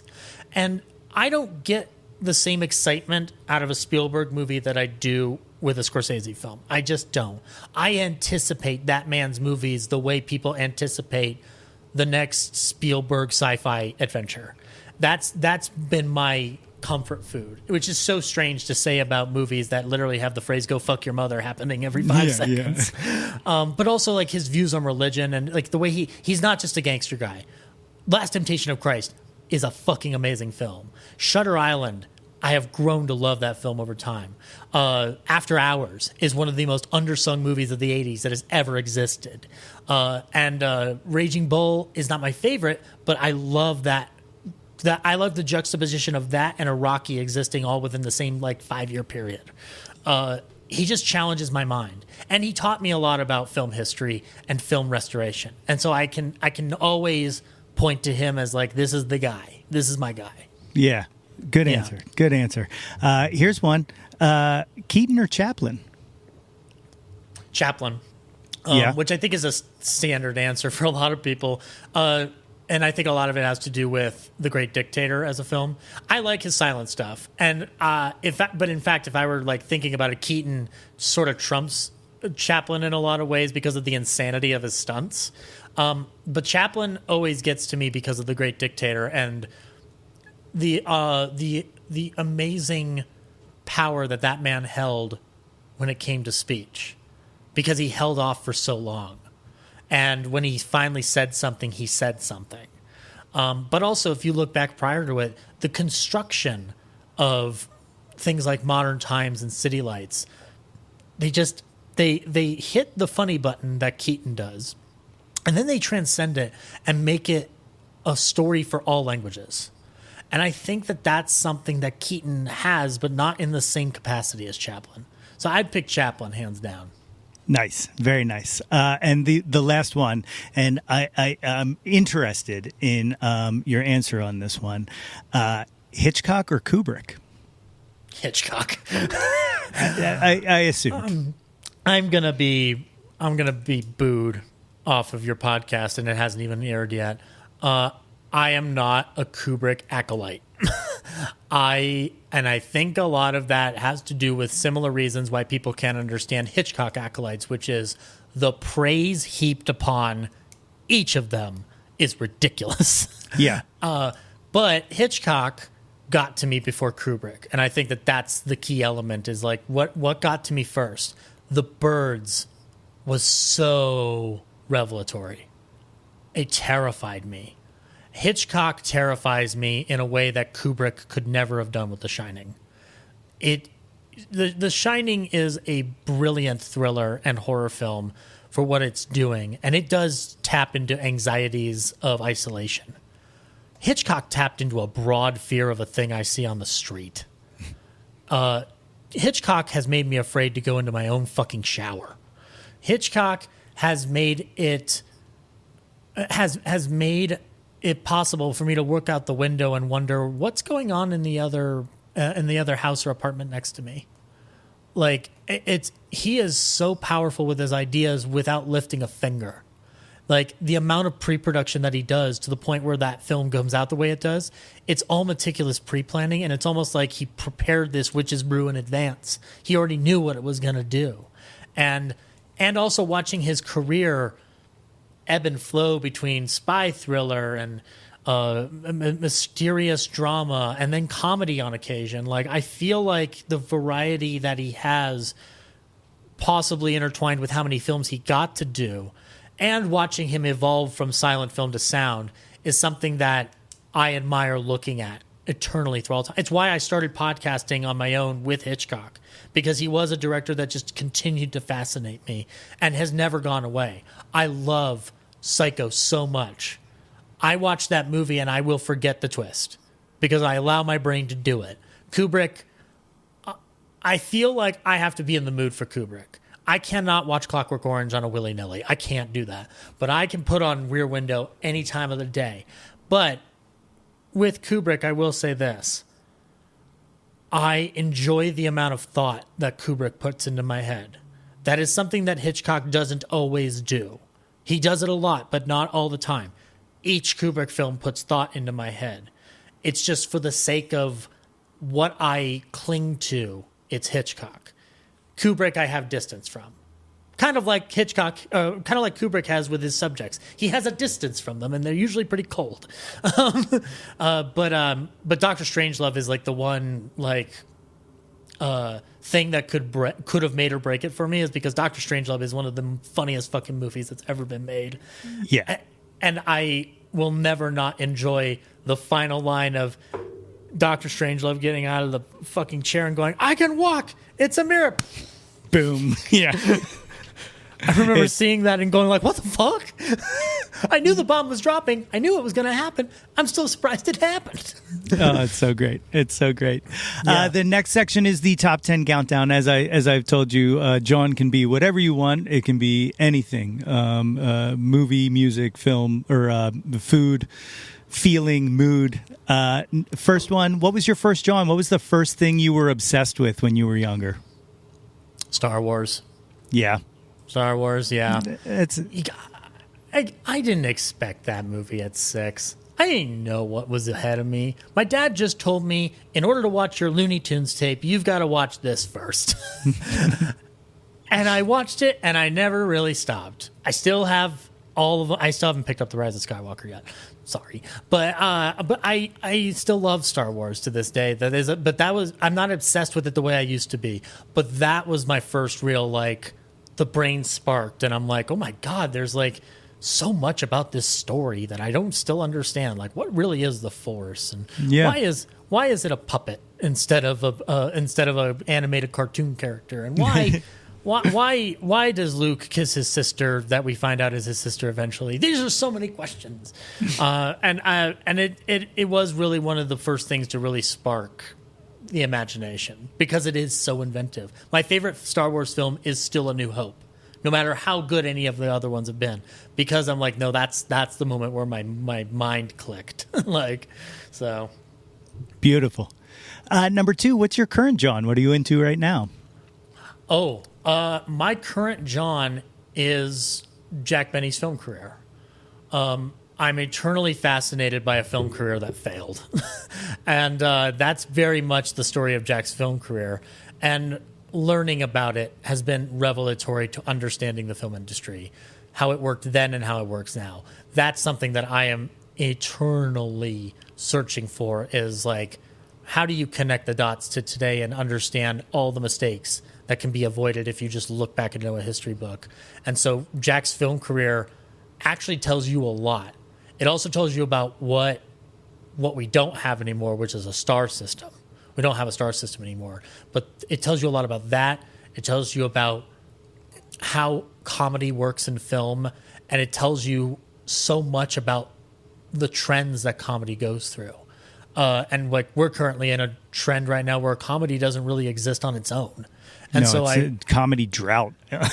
Exactly. And so I'm curious about, like, well, how do we go in those ebbs and flows, and what's that nexus point? But Jack's film career honestly provides a lot of answers for people that may never realize, there's so much stuff in the 30s and 40s that we find funny. But if you really look at it hard, and the Marx Brothers are actually a great measurement of this as well, at a certain point, comedy becomes a formula in cinema, and then suddenly all the subgenres like screwball or slapstick get shoved into each other, and Jack fell victim to that. He had one interruption that proved the exception, which is To Be or Not to Be by Ernst Lubitsch, but then everything else that comes after it is very much a formula, and it asks Jack to do things he's not good at, like slapstick. And I also learn more about how you film comedy. And I learned something in that process, which is, I wish that Kevin Smith would stop making fun of his camera work. Camera work in comedy is tough as sin. But do you know what's great about filmed comedy? When you're not using close-ups, and when you're using two shots and reactive comedy. Jack worked best in reactive comedy. Kevin Smith made a whole first movie about reactive comedy, and it's brilliant, because that is how you would film that interaction for it to be funny. And then if you want to lift up the camera, you can. But that to me is genius. It's allowed me to appreciate comedy films from the Marx Brothers on down to the Zucker Brothers that I never really thought about. And so that's why it's my current Jawn, is because, like the Jack Benny subject, it just spirals into several different directions that are just so remarkable.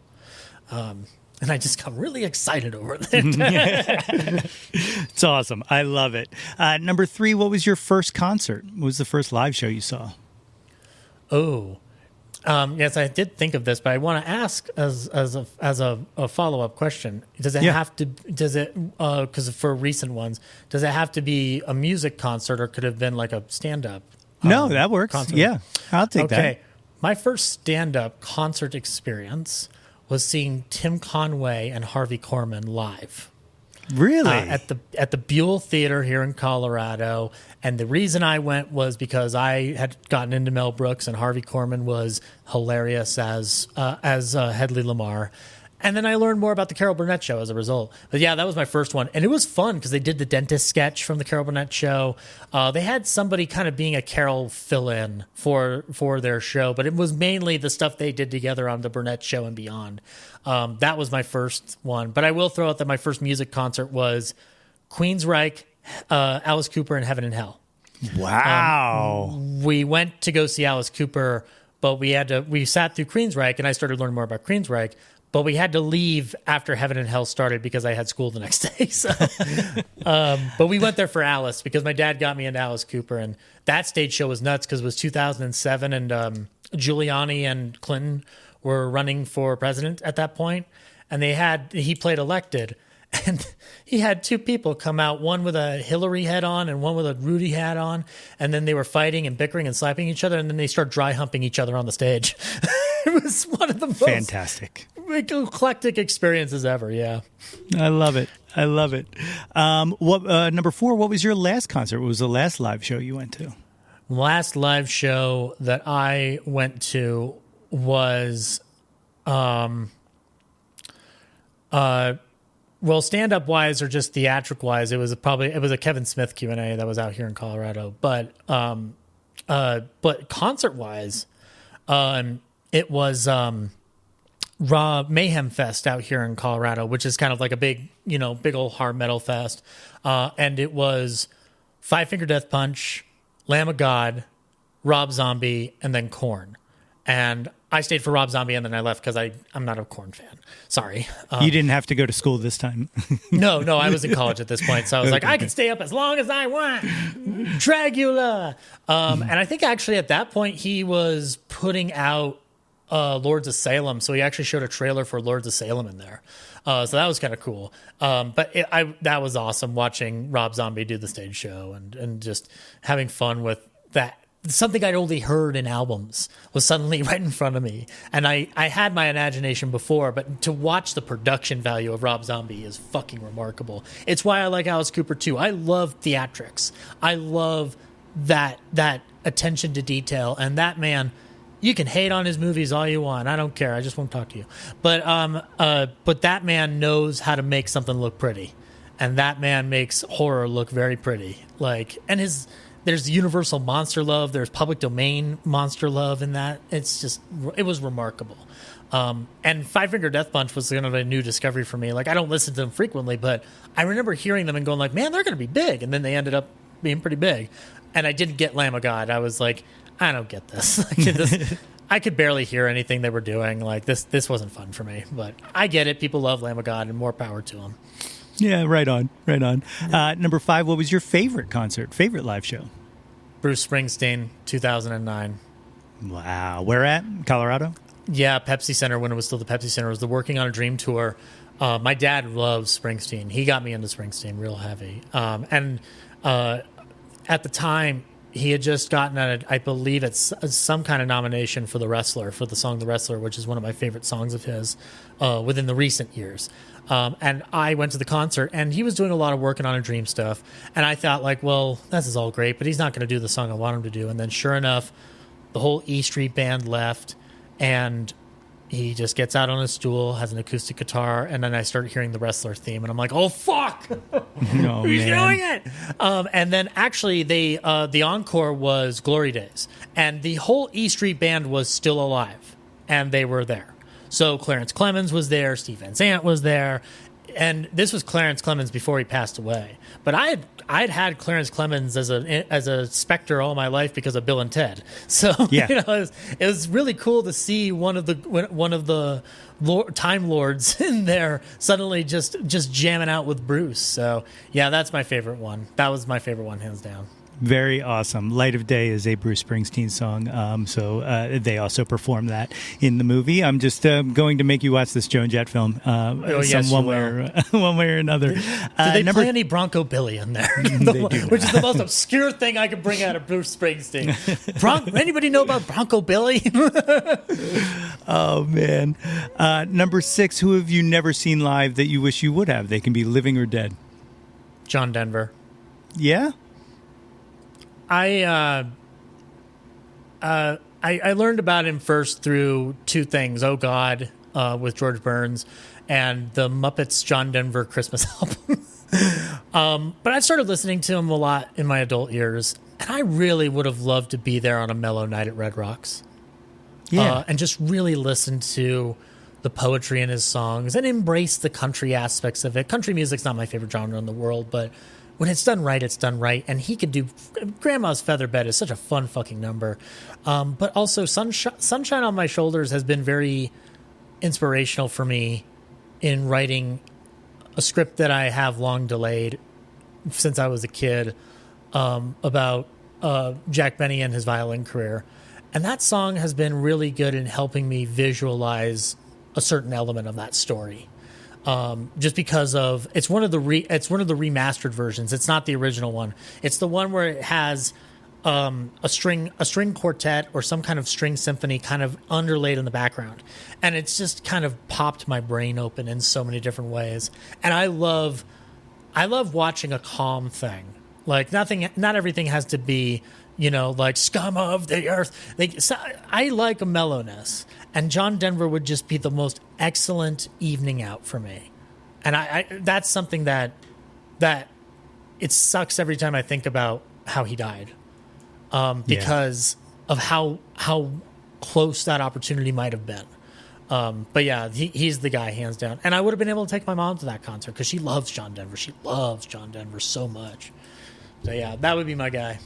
Good answer. Good answer.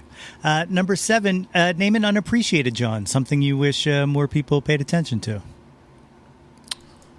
Oh. An underappreciated, because I've been thinking about this all day. And I think like my honest answer is something that we touched on a little bit with Scorsese, which is I wish people would watch the films of his that have nothing to do with a gangster or a gangster type. So Gangs of New York is out. Wolf of Wall Street is out. I wish people would watch him as a filmmaker and not as a crime director. I think he is one of the most underappreciated film artists of all time, because no matter how much he does what I'm about to tell you he does, people will still say he just makes gangster movies. Right. And I think that that's a subsection that could be expended to a lot of directors. So I would, like for Spielberg, I would say Spielberg films that have nothing to do with something that doesn't exist in the real world. Something, either if it's a history film or it's something like The Terminal, these are things you need to give a second glance to. Francis Ford Coppola movies that have nothing to do with 3 hours. Those are things that I would like to see people have more appreciation for. So just Dementia 13 in the conversation. And I was the going to say, Club. does that include One from the Heart or? I mean, it can. I'm thinking, you know, like Cotton Club is a good example. Like, I wish people would give Cotton Club a chance. It's not a bad movie at all. I still have never seen The Outsiders, but I hear that that's a fun movie that people really like. It's really not great. Fun. Yeah, not fun. a good movie. Right. Like, I knew what you meant. Yeah. But like, so yeah, I would say the underrated aspects of directors. I would say that that's the underappreciated Jawn for me, is like looking at the B-sides or what they've always been, but what gets overshadowed by their legacy. George Lucas, watch his weird shit. Watch THX 1138 and American Graffiti, because those are both very weird. One is a weird sci-fi movie, and the other one is a seemingly stable comedy. You know, like watch those weird things. I would encourage that to the audience. Great answer. Great answer. Number 8, favorite album. Favorite album. Oof. Can I give you 2 answers and I'll be quick Absolutely. about both? Okay.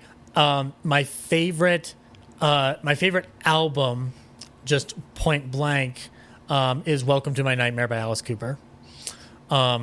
With Born in the USA in second place by Bruce Springsteen, and probably Hellbilly Deluxe in third place with Rob Zombie. Favorite soundtrack, though, is from my favorite movie of all time, Jackie Brown. No, very good answer. One of the very best soundtracks that Quentin ever had for a movie, because you get a mix of everything that the guy loves. You start off with The Cross of 110th Street by Bobby Womack, and then you're thrown into Strawberry Letter 23.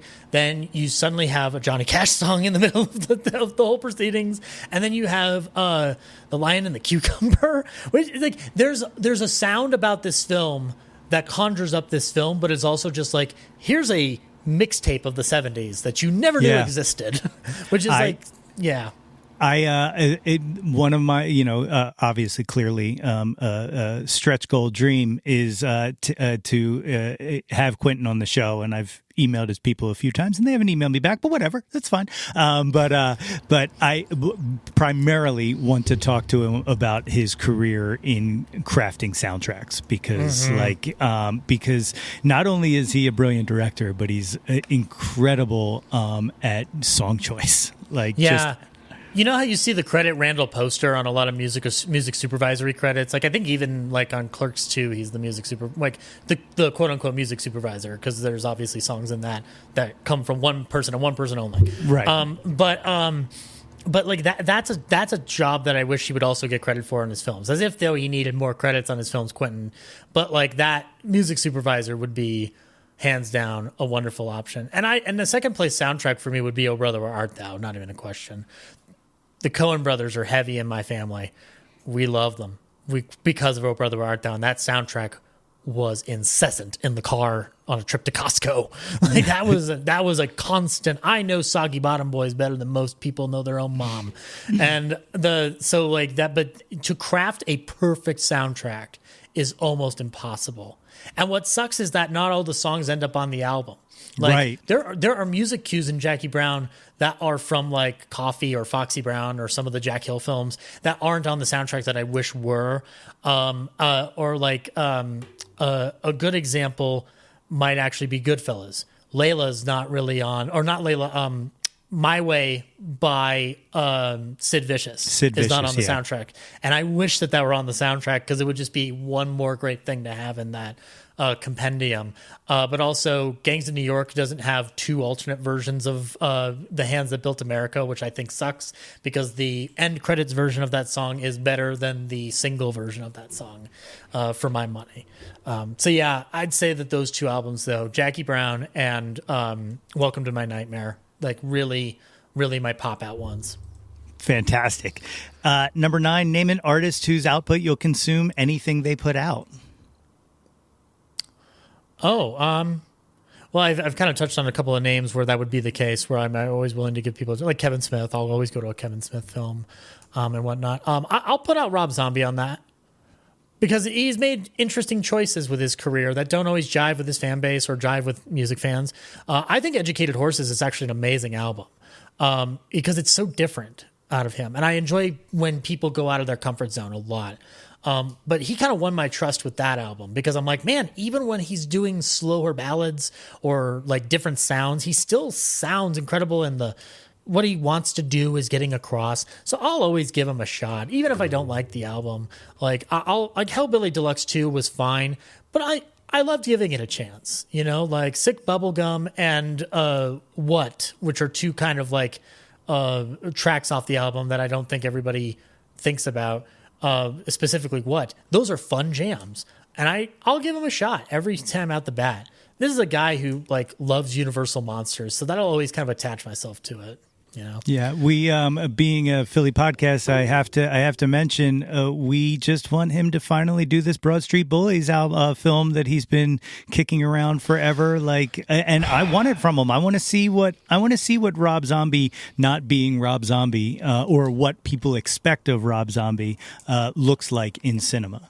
Do you know what sucks? Because I have the same thing with another project, and it's Raised Eyebrows. The Groucho Marx movie he was going to do based off Steve Stollier's memoir. I'm glad that movie's getting made now with Jeffrey Rush and Oren Moverman, who did the Beach Boys film, the one that John Cusack was in. The Cusack, yeah. Yeah, I can't remember the name of it, but that film was good, and I trust Uverman with the material, but I think people don't give him credit, Rob. I know exactly to what I can imagine out of picking parts of his films out, what Raised Eyebrows would have been under him. And it would have been a very tense Sunset Boulevard movie. And that's something I wish people would have taken a chance on. That's why I want to take a chance on him too, is because this guy can't make anything other than a horror movie. Right. And I'll tell you something right now. The Munsters is a fun movie. Just have fun. Just have fun with that movie. Because it feels like the show. It's corny. It's cheesy. And the ending's a little weird, but because it kind of ends like we're going to have a whole series of Munster movies at Netflix. But, I want to give him a shot like that because I want to see the Broad Street Bullies 2 film. Same way like I want to watch Hit Somebody. Like I want that project to happen. Like hockey movies, we have a dearth of them out there. I wish we had more hockey movies. Miracle can't stand on its own, and Slapshot. Like we need more. So yeah, I agree with you. If somebody out there is listening with disposable dollars to give to Rob Zombie to make that Broad Street Bullies movie, make it happen, because one of my dreams was dashed. At least let Nate have his dreams come give true. Me something. What have you ever done for me, random billionaire? What have you done for me? Well, the 10th and final of the Top 10 Countdown. What is your favorite Jawn of all time? I think the answer is going to be obvious. You'd think it would be film, related, but no, it's Jack Benny. Yeah. I've talked about this a lot in the last 2 years since starting a podcast, but the amount of introspection and calm that I feel from Jack always takes me to a place that is irreplaceable in my brain and in my soul. When I am feeling at my worst, my absolute worst, I put on Jack's show. Even if I've heard the episode 100 billion times, I will put it on and I will feel very calm because I'm focusing on Jack and his gang. And at times, Jack's own problems, because he is a flawed human being as a character, give me perspective on my own situation. I think that's the one thing about Jack that doesn't get accounted for, because everybody will say he's great because he exemplifies the way you portray the most flawed character in the world. And I'm like, yeah, but do you realize how often that relates to your day-to-day life? Because even if we're not a miser, or we're not a would-be Lothario, or we're not a bit like uneducated and thinking that Captain James Lawrence said something that you think John Paul Jones said, which is a running gag, like that stuff we relate to. And I like feeling like there's a tissue from all those years ago that seems to be speaking to me. I know he's not. I'm not dumb, but I get the feeling that everybody else gets when they hear the thing that they love. And you feel like you're in a family that you've always had, in addition to the family you physically have in front of you. It's a family thing. So my Jawn for him will always exist because he's just never failed to keep me warm and safe in a way that not everything in my life does. My girlfriend being the exception to that. It's those two that have to duke it out in some kind of Thunderdome. Jack Benny's zombie and my girlfriend. Let's see who comes out on the other side. Oh, it's incredible. Well, Yeah. if these cool cats and kittens would like to find out more about you, what's the best way to track you down on the internets? You can find me in an alley somewhere. Head on over to @Ballyhoo Review on Twitter, REVUE, because I'm clever. And you can find Ballyhoo Review Pod on Instagram. And you can find on the Ballyhoo review pages, you'll find our link tree or a link to the latest episode. I'm also on Real Nerds Podcast, which is a weekly film review show with the wonderful Ryan Frost, Brad Haig, and Corinne Westerman. You can find us at Real Nerds on most social media platforms. And if you're looking for some fun Jack Benny stuff, now that you are all so entranced by this dead comic you've never heard of, you can come to the International Jack Benny Convention February 17th through the 19th. Just sign up and get a link, and you'll be there. Oh man, Zach, thank you so much for doing this. Like, I'm so glad we finally got a chance to do this in my wares. You were gracious enough to invite me on the Yesteryear Ballyhoo review to talk, as we said, about 1,000 Clowns, and being able to scratch that film itch that I don't get to flex. I don't get to use that muscle as much as I used to. So I am 100% appreciative and grateful for your invite and your friendship. So, for doing this, man. I want to thank you for giving me a nice place to talk with a good friend about the things that I enjoy, and hopefully positivity came out of the more tense conversations we had about the film world. And this is a treat. I don't always get to do this with other podcasts. So I really appreciate having an opportunity to be aboard any show that I can. And yours was one that I was excited to do because I'm like, oh boy, it forces me to think about things that I love. Damn it. Why can't my brain just be random as shit anymore? But no, thank you so much, sir. And we want you back on the Ballyhoo. I know we've talked about a couple of titles from the new wave. That's my Jawn listeners. Nate's coming back for that and so much more. I guarantee it. Well, I appreciate that. And is there anything you'd like to tell these fine people before we leave? In the immortal words of Abraham Lincoln, be excellent to each other And party on, dude! My thanks again to Zach for joining me on the show today. His podcast, The Yesteryear Ballyhoo Review, is available at ballyhooreviewpodcast.com and or wherever you get your podcasts from. And if you're looking for a good episode to check out, maybe try, episode 73 about 1,000 clowns, featuring me. Follow the socials at Ballyhoo Review on Twitter and at Ballyhoo Review Pod on Instagram. And the virtual Jack Benny convention is this weekend, February 17th through the 19th. Visit jackbenny.org for more details. Links to all of those are in the show notes. If you haven't already, please be sure to subscribe to the Yo, That's My Jawn podcast, wherever you get your podcasts from. And if you want to give us a little rate and review, there's a super awesome Jawn Scout Merit Badge for Citizenship of the World in it for you. Don't forget to visit www.yothat'smyjawn.com for articles, merchandise, and links to all of the previous episodes of this podcast. And guys, while you're there, be sure to sign up for our mailing list to get all of the updates delivered straight into your inbox. Like us on Facebook at facebook.com/YoThat'sMyJawn for updates and live streams. Follow us on Instagram and Twitter at Yo That's My Jawn, and search Yo That's My Jawn on YouTube to find the Yo That's My Jawn YouTube channel. Like and subscribe the heck out of that ish. We want to hear from you. Reach out, and touch some Jawn.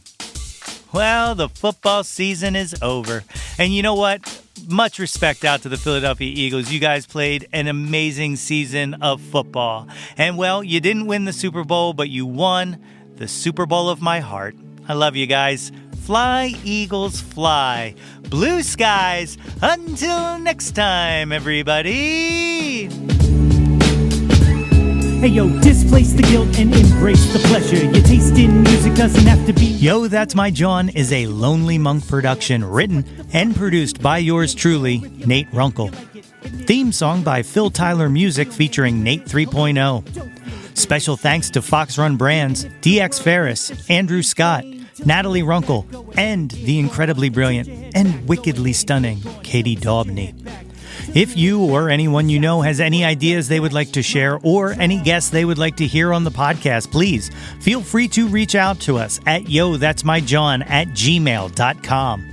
Or you can leave an audio message for us and possibly hear yourself on a future episode by visiting anchor.fm/ytmj/message. Until next time, be sure to displace the guilt and embrace the pleasure and shout to the world, Yo, that's my Jawn.